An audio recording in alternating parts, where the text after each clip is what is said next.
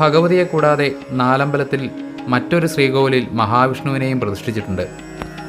ആദ്യകാലത്തുണ്ടായിരുന്നത് മഹാവിഷ്ണു ആയിരുന്നുവെങ്കിലും അന്നപൂർണേശ്വരിയുടെ പേരിലാണ് ക്ഷേത്രം അറിയപ്പെടുന്നത്. അതുപോലെ ഒരു മതിൽക്കെട്ടിനകത്ത് 2 ദേശത്തെ ക്ഷേത്രങ്ങൾ സ്ഥിതി ചെയ്യുന്നു എന്നത് തികച്ചും അപൂർവമാണ്.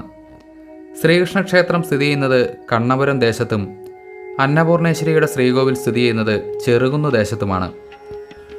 ഭഗവാനെ കണ്ണപുരത്തപ്പനെന്നും ഭഗവതി ചെറുകുന്നിലമ്മ എന്നുമാണ് അറിയപ്പെടുന്നത്. പാർവതീദേവിയുടെ മൂർത്തിഭേദമാണ് സമൃദ്ധിയുടെ ദേവതയായി ആരാധിക്കുന്ന അന്നപൂർണേശ്വരി. ഒരു കൈയിൽ ചട്ടുകവും മറുകൈയിൽ അന്നം നിറച്ച പാത്രവുമായി നിൽക്കുന്നതാണ് ദേവിയുടെ രൂപസങ്കല്പം.